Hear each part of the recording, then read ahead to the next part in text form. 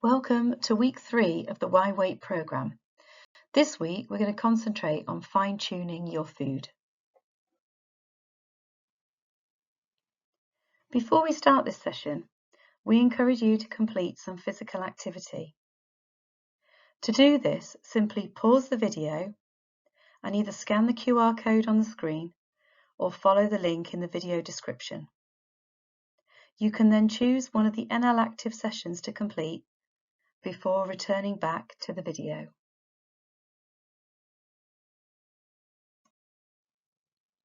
Our commitment to you is we will work with you to achieve the target of a 5% weight loss. We will work with you to share information and offer practical advice to work towards improved health. And your commitment to us is to work with the Healthy Lifestyle Facilitators to achieve this 5% weight loss and look to make sustainable changes to improve your health and well-being. So before we start this session, we just reflect upon last week and think about what lifestyle changes have you made since our last session? What changes did you not make that you'd intended to? What got in your way? But more importantly, what went well? What key points can you remember from our last session?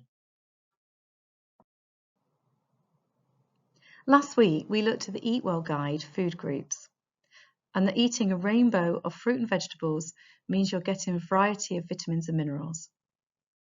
We learned about the different types of fats, and you should have all received a handout of these. We then looked at 4 meals containing saturated fat and how to make them healthier. We looked at the amount of calories for protein, carbohydrates, fats, and learned that protein and carbohydrates have 4 calories per gram. But fat is a lot more energy dense and it contains 9 calories per gram. And then finally, we looked at portion sizes and the portion plate. So in today's session, we're going to look at understanding food labels, hidden sugars, alcohol units and calories, salt, and finally hydration.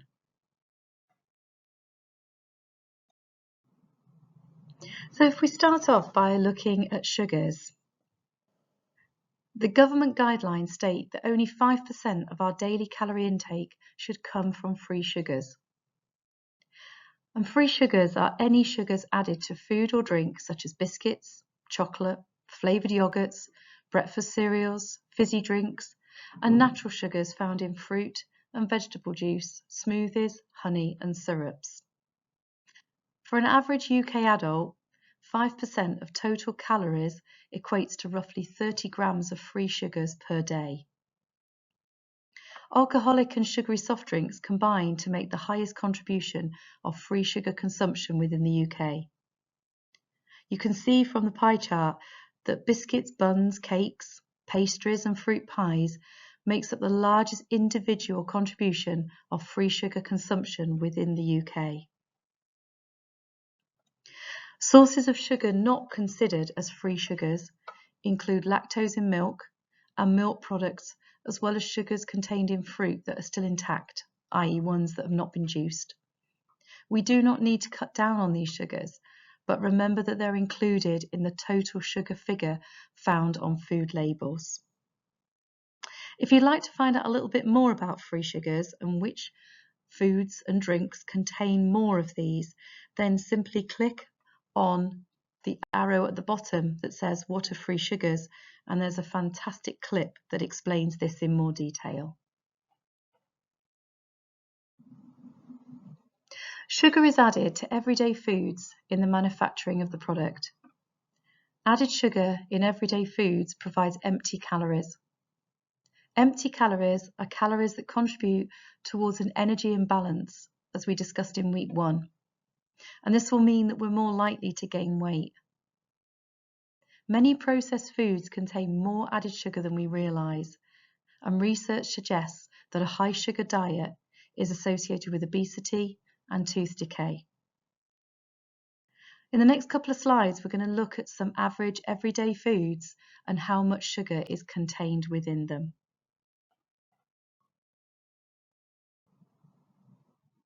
So if we start off by looking at just a straightforward normal orange juice, how many teaspoons of sugar do you think is contained within one glass, that's 150 millilitres, of the Tesco smooth orange juice? Well, if I let you know that it actually contains 4 teaspoons of sugar. A glass of pure juice can contain as many calories as a glass of cola. So try to limit these to 150 millilitre serving once a day, which counts as one of your 5 a day, but we should not try to replace all of our 5 a day target with fruit juice. Beware of tropical juices like peach and mango, as they will have sugar added to them to make them even sweeter. As an alternative, why not eat the whole fruit instead, so you benefit from the fibre content too? Since the introduction of the sugar tax in the UK, manufacturers have made tremendous efforts to offer lower sugar foods and drinks. We now have more options available to us that contain less sugar. That might prompt you though to think about sweeteners. So you could have a look at Diabetes UK and other such websites that give you some further information. So listed on the Eat Well guide, orange juice can be considered as one of our 5 a day target, and this could be consumed with one of our daily meals. However, this should be consumed in moderation, and adaptations can be made by diluting with water to lower the sugar content. Now if we look at a typical jar of bolognese sauce, how many teaspoons of sugar do you think is contained within that one 500 gram jar? Well, you might be quite surprised to find out it actually contains 27 grams of sugar, which equates to nearly 7 teaspoons. Is there a healthy alternative that you might like to use? Could you swap it for a tin of chopped tomatoes that has 15.2 grams of sugar, which equates to about 4 teaspoons? Now if we look at a jar of sweet and sour sauce, how many teaspoons of sugar do you think might be contained within this 450 gram jar?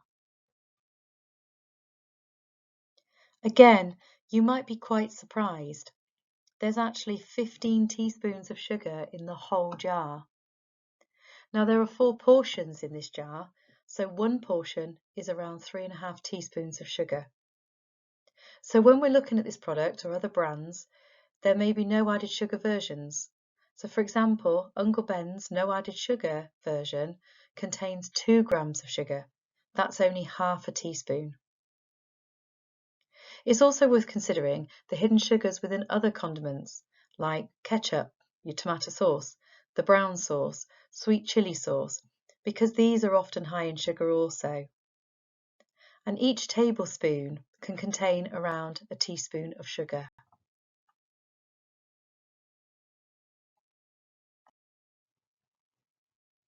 We advise that you're mindful when carrying out your food shop, as often marketing techniques can be misleading, as alternative brands can often be lower in sugar and calories, but the product is branded as healthy. For example, you can see on the screen, half a tin of Weight Watchers baked beans still contains 2 teaspoons of sugar. If you go for other brands, such as Tesco Reduced Sugar and Salt baked beans, there's around about 1.5 teaspoons. In Heinz no added sugar baked beans, there's just under a teaspoon.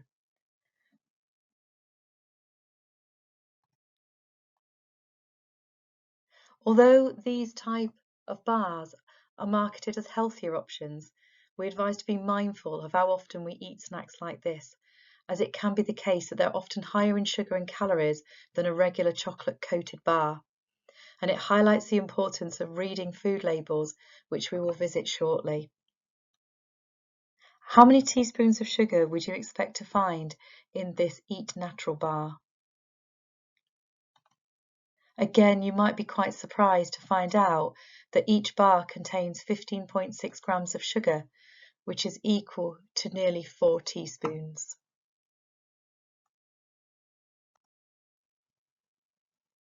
As well as looking at the sugar content of foods, it's also important to see how much salt is contained within them. Too much salt can cause high blood pressure, which increases the risk of heart attacks and strokes. It's easy to have too much, with around 3/4 of the salt we eat coming from packaged everyday foods, such as bread, cereals, cured meat products, and ready meals. It's also found in meals cooked in takeaways, restaurants, cafes, and fast food outlets. So, how could we reduce your salt intake? Could you try adding flavour to your food with herbs and spices, black pepper, garlic, chili, or lemon juice instead of salt? Could you limit the amount of salt you add when cooking and eating? Try tasting the food before adding extra salt to your meals. Could you check food labels and look for the products with green and amber colour-coded labels on the front of the packaging? Or could you choose lower salt foods by checking the salt content on the back or the side of the packaging? As you can see on the screen, the recommended maximum salt consumption is 6 grams per day for adults, which equates to about 1 level teaspoon.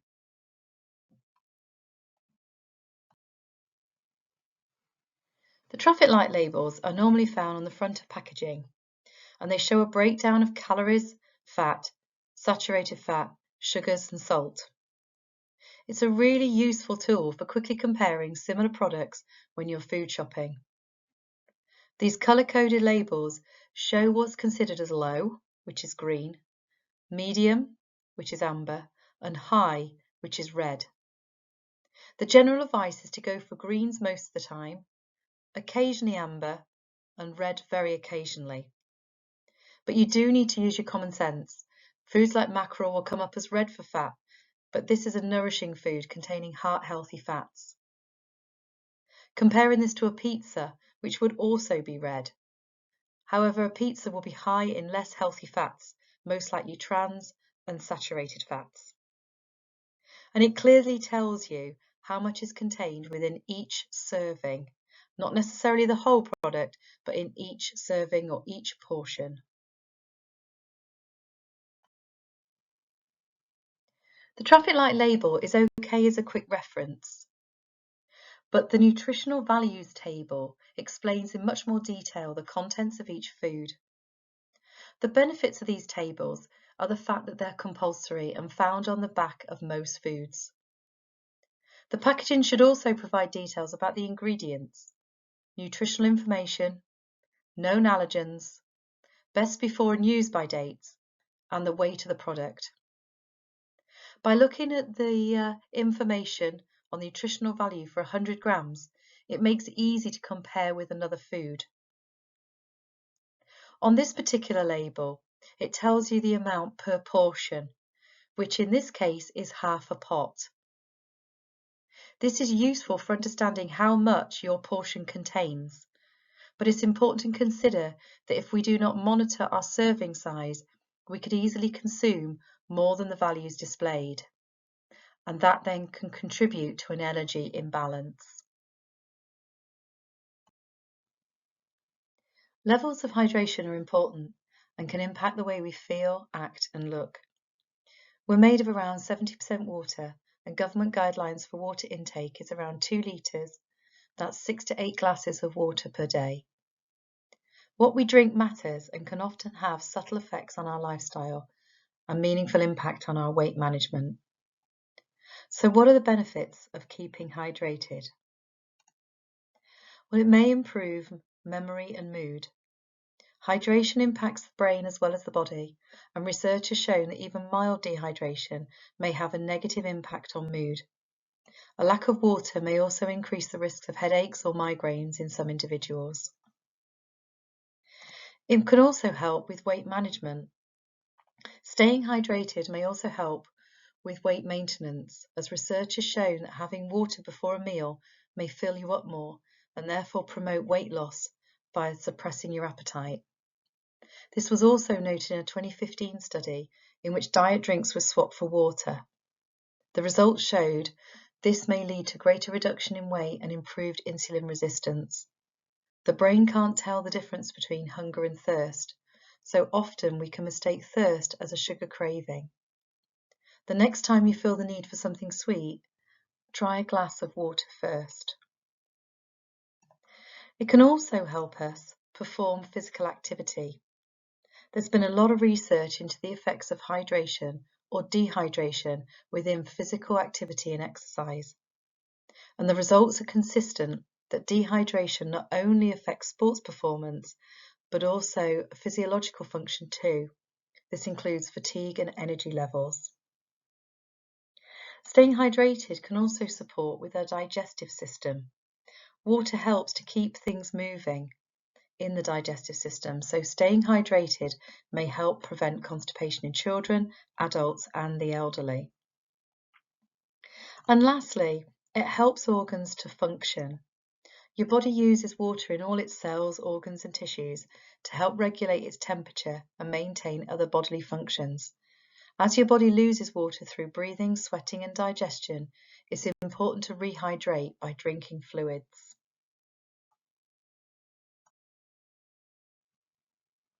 So if you now think about, what do you drink?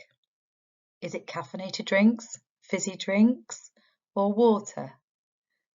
We've had a look at added sugars and free sugars. Do any of your drinks contain those?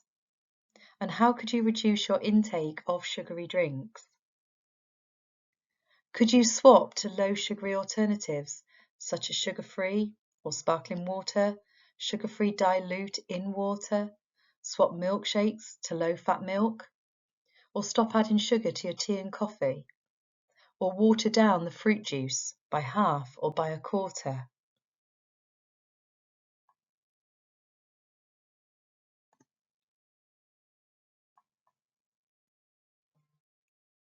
Sometimes we'll have drinks that contain alcohol. Are you aware of the recommended weekly intake in units for alcohol?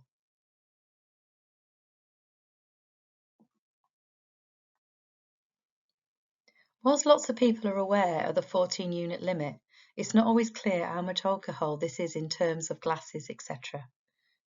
So on the screen you can see that 6 pints of average beer is just less than those 14 units.